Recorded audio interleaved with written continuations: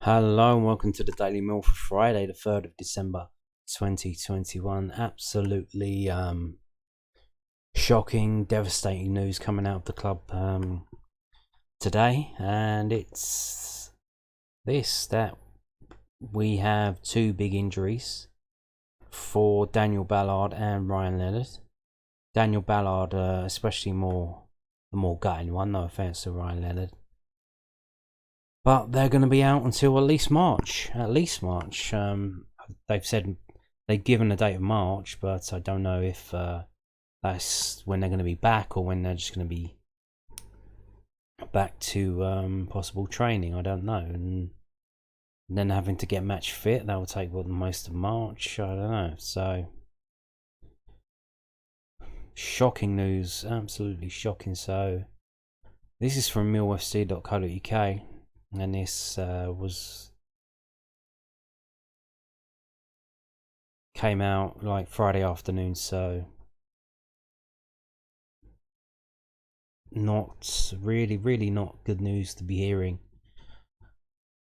on the Friday commute. So let's have a read of this. Millwall Football Club can confirm that Lions duo Ryan Leonard and Daniel Ballard have sustained ankle and knee injuries respectively. Leonard, who has featured 16 times so far this season, picked up his injury ahead of Millwall Sky Bet Championship fixture against AFC Bournemouth. Further assessments have shown the extent of the injury. Ballard has started 19 league games for the Lions since joining on loan from Arsenal in the summer and will begin a period of rehabilitation following surgery on his knee. The duo are set to be out of action until March, and the club wishes both Ryan and Daniel the best of luck during their recovery. So there you go. Now Ballard, well, let's move on to this story from news@den.co.uk, which their comments on it. So, huge blow for Millwall as on loan Arsenal defender set for period out after knee surgery. So that's saying he's actually had the surgery. So Daniel Ballard has had a surgery on his knee, is set to be out for 3 months.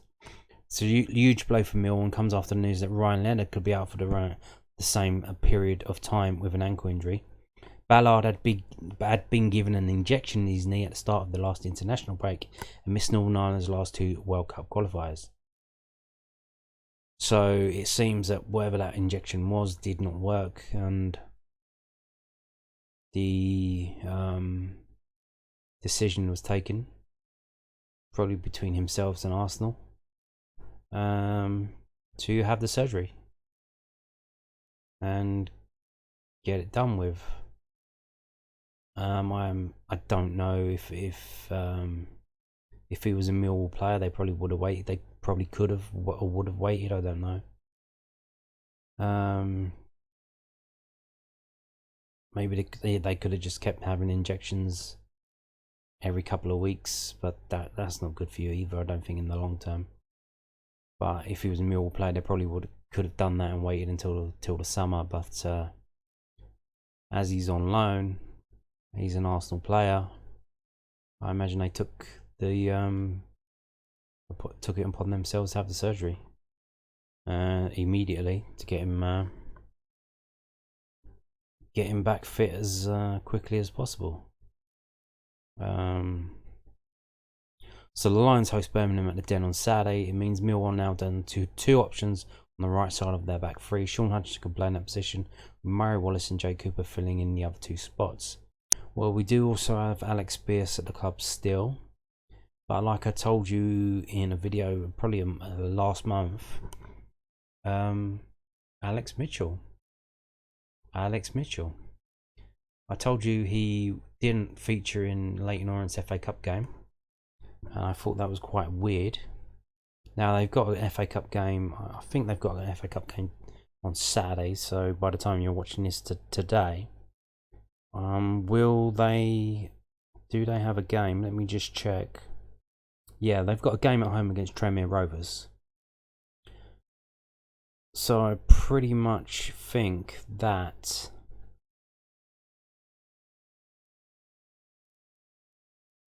Alex Mitchell probably won't be given permission to play in that game, and I'm pretty certain that he's almost certainly set to be recalled to Millwall.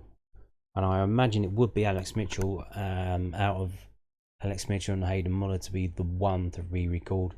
He's playing excellently for Leyton Orient. He can do a job in the Championship. There's no doubt about that. Just in terms of physicality, he's there. Just maybe the pace of the game and his positioning, stuff like that, the technical stuff. Playing at this higher level, I don't know. But you got to learn. You've got to learn. Now, will he be an automatic starter? Probably not. He'll be on the bench, I imagine. And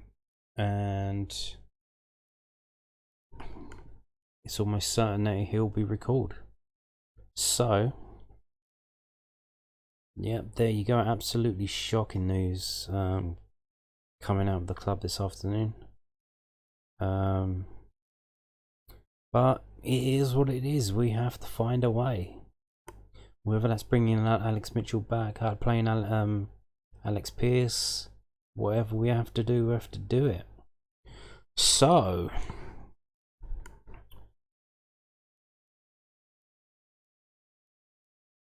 moving on now to this. This is also another piece of nonsense.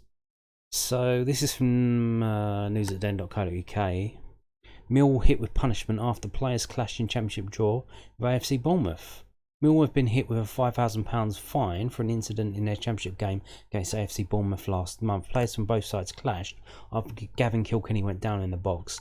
Mill players believe Kilkenny dived and should have been sent off for a second booking after there appeared to be little contact from Mason Bennett. The Cherries have also been fined after the 1-1 draw.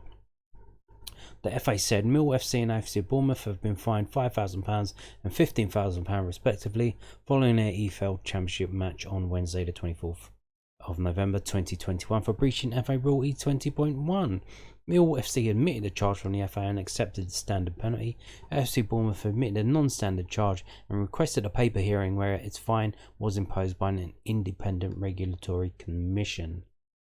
Yeah, I mean, I watched it back. There's nothing there. There's no punches thrown. There's no headbutts. There's no spitting. There's no, like, for what? What happened there? Nothing happened there. This is a complete nonsense. Like I said, I think they're trying to raise money for the fucking Christmas party. So they got 20 grand out of that. Absolute joke. Or maybe they're trying to make up for COVID, where they didn't get any money out of clubs, I'd imagine.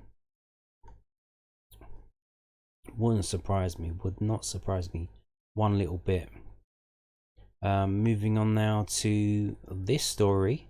So we're gonna drift into the match preview of tomorrow's game, and we're gonna start with this actual story that come up. So Mill's Gary Rowett gives opinion on job done by ex-Charlton boss at volatile Birmingham City. This is from news10.co.uk. Gary Rowett has praised the job Lee Bowyer has done at his former club Birmingham City ahead of Blues arriving in South London to face Millwall at the Den on Saturday. Bowyer, above, is Blues' 7th full-time manager since they sacked Rowett in December 2016, despite their 7th place position. So they finished 7th under Rowett and they sacked him. And they've gone because they brought in Zola. The new owners come in and they wanted a big-name manager. How well has that come out? Gianfranco Zola took over from Rowett in 2016-17 and Birmingham dropped to 19th. They have followed that with finishes of 19th, 17th, 20th and 18th last season after Bowyer had replaced the sacked Aitor Karanka in March. Rowett led Blues to 10th place in 2014-15 and 2015-16, their two best finishes since 2011-12. Rowett and Bowyer have faced each other twice as managers, with Rowett winning both against Charlton in 2019-20. I think he's done really well, Rowett said when he asked for his opinion on Bowyer's management career. I think he did a fabulous job at Charlton and he's doing a good job in somewhat difficult circumstances at Birmingham in some ways. They spent a little bit of money this year and brought some good players in, but nevertheless there's always a little bit of volatility at Birmingham. It's not an easy situation at times, but he's dealt with it well. They've been like a lot of teams in the Championship. They've been a little bit inconsistent, just like we have. Lee will be doing the same as I am, just searching for that right formula to get that extra bit of consistency. But he's doing a really good job. Millwall are a point and 4 places ahead of Birmingham in the table. Both sides have struggled to score goals, the lines of 20 and 20 games. Blues, the only team fewer in the top 18 in the Championship with 19. Rowett added, the frustration at the moment is that we're actually creating really good chances. In the Bournemouth game, we created lots of opportunities, but it's hardly had a save to make. It was the same against Hull. Not really many saves to make, and we created other opportunities, but we're not being clinical enough at the moment. It's the hardest thing to get the balance right, and for us at the moment, that's a frustrating aspect. But for clubs like ours, there's no easy solution. What were 20 goals guaranteed in the Championship costs right now? You're talking about Solanke, Mitrovic, possibly even Brereton. Other than that, there's no guarantee. We'll keep working hard and think it will change. If you create so many chances, at some point something is going to drop for us, and we're going to start put some of those chances away. That's our aim, and that's what we're working towards. So, Rowett bigging up Birmingham. So they're just off of this table on the right hand side. They're down in 14th place there. Moving on, so we're going to start the preview of tomorrow's Birmingham game, and this is 11v11.com, and we've got the head-to-head of Millwall versus Birmingham City, and all of our home games are at the top. And we started in 1947, just after the war. We lost 2-0 to Birmingham, and some heavy defeats and some heavy wins. So 1957 in the FA Cup, we lost 4-1 at home to them. Then in March 1970, we won 6-2. So pretty decent there. So pretty average, like winning a lot and losing the odd one, until we get to the 2000s, and then it turns a bit in their favour because they were on the ascendancy, I think. So obviously 2002, we know 2nd of May 2002. That was the Stern John goal. Playoffs, lost 1-0. Absolutely gutting, and we all know what happened after that game, what that led to. And we played them again 3 years later in the League Cup.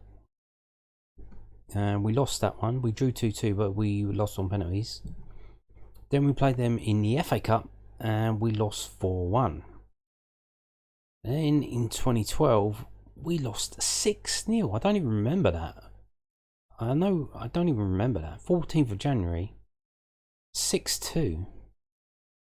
6-0. 6-0. I don't remember that. That was only 9 years ago.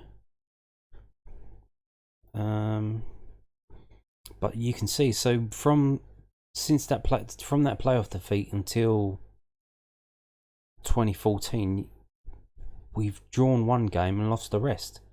It was a shocking run. And then even more recently, so since obviously they've been taken over by the Chinese, and they've gone a bit pear-shaped. The finances are a bit messy, shall we say, messy.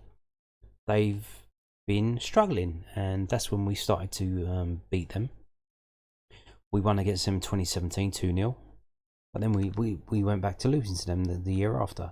Then a 0-0 draw, and most recently we beat them 2-0 last season, February 2021. So earlier this year, but last season. So after the period of badness against them from 2002 to 2014, it's picked up a lot, and it's a game that we probably could and should be winning. I won't be out of place to say that, but quite remarkably, you can see also here, since the troubles of their ownership, in our away games up there, we're unbeaten in 5. We've gone up to there the last 5 times and not been beaten, winning 3 and drawing 2. So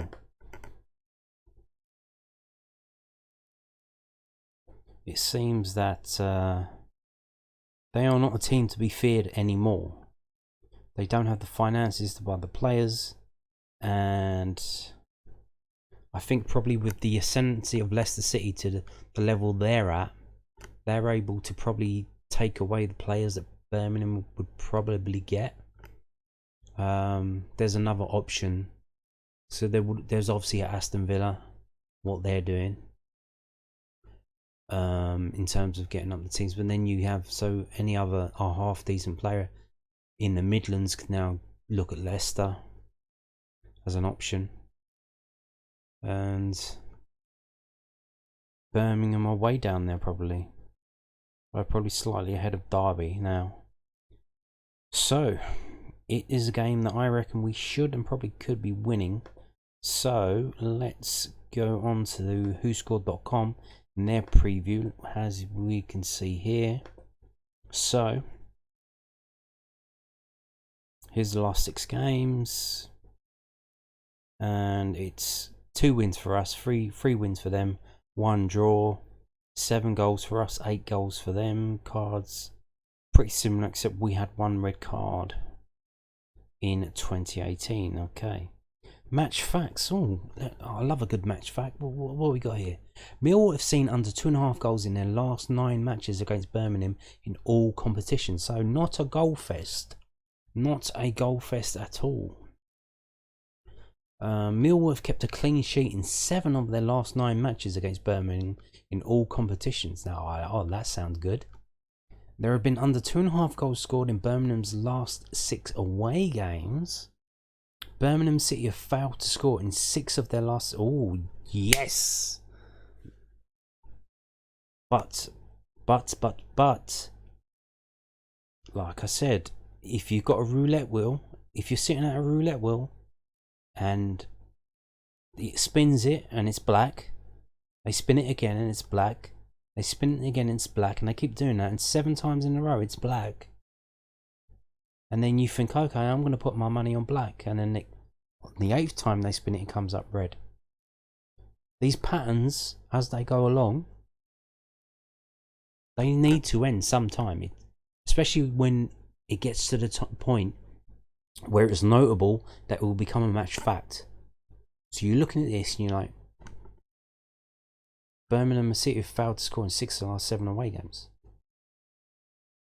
Now, if someone at Birmingham's going to be watching this, then we're like, guys, we've failed to score in 6 of our last 7 away games. We need to try and score. And we're playing Millwall, and yeah, Millwall, we shouldn't be afraid of Millwall, little old Millwall. So these kind of stats worry me that the tide needs to turn. The tide can't keep going out. It needs to come back in. And these kind of stats about, they are very worrying. So here is the table as it stands. So pretty similar. Does that mean we're heading for a draw? Maybe. But we've drawn 9, they've drawn 5. So that's tending to lean towards losing. Is that because they try and win the games more? I don't know.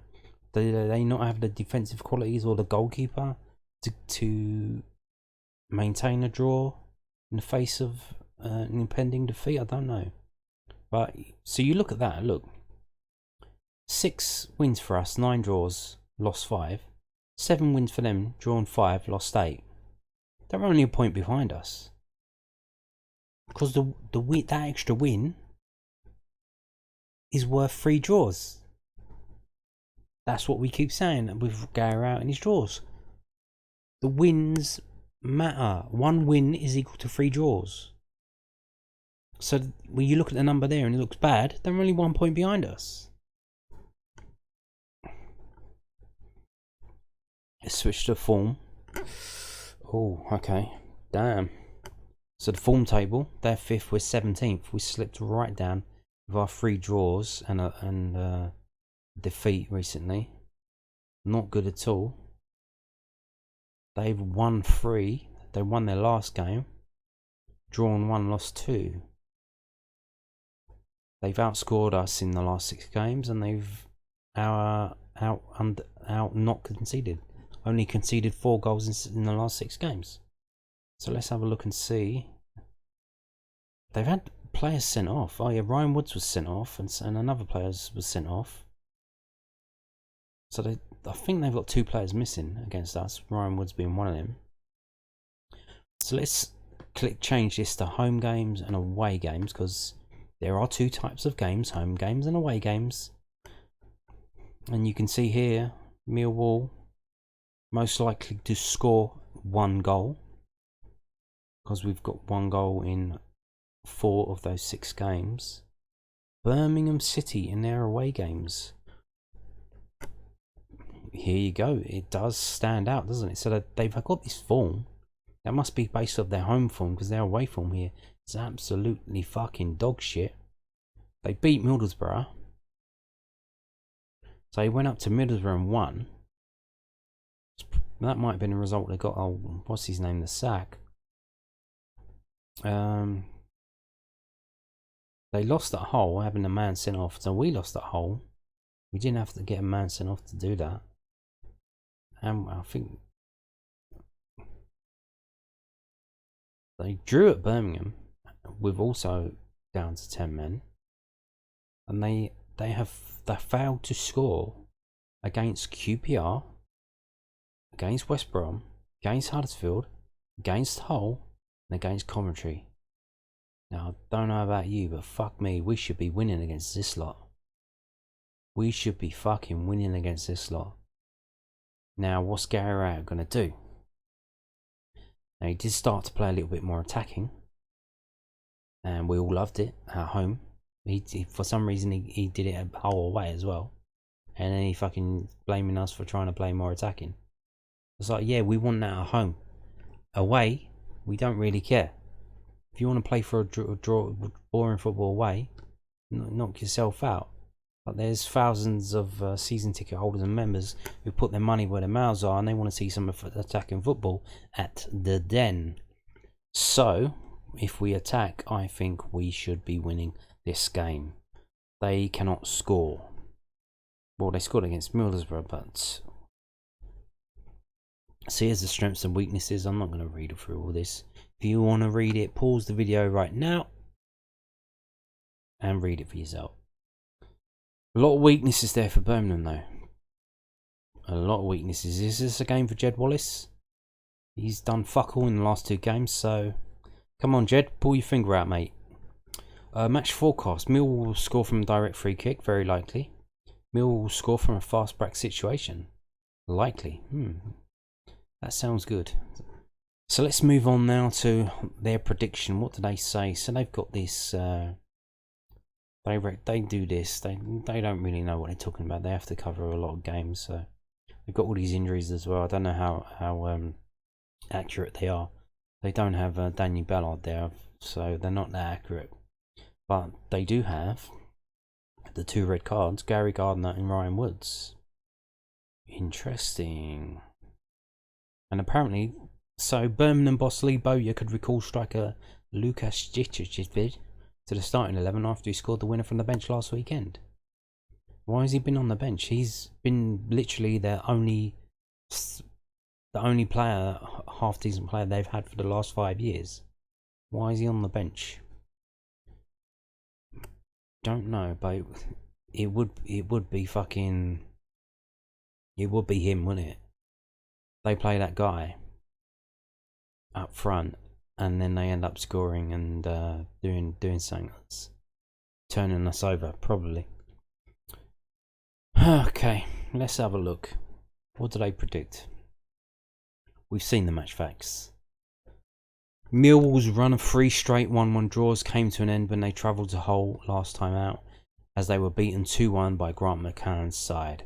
A 4-match win, this run has seen the Lions drop 6 points off the pace in the playoff race. A goal from substitute Lukas Jičić was all that separated the sides last weekend, as Birmingham beat playoff outsiders Blackpool 1-0 in front of a relieved St Andrews crowd. The away side were winless in the 3 league games prior to that result. So they beat Blackpool narrowly,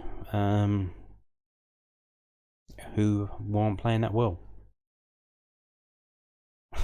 But they say Millwall 1, Birmingham 1. Okay. So moving on now to David Prutton. What does he say? So we've seen one run prediction from WhoScored.com. Let's have a scroll down. This is from SkySports.com, by the way. Where are we?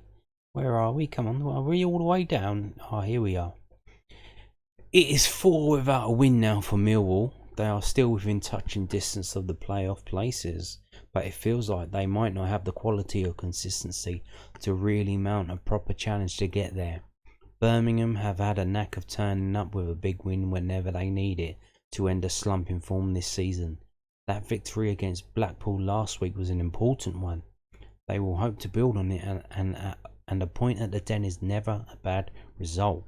Prutton predicts Millwall 1, Birmingham 1. I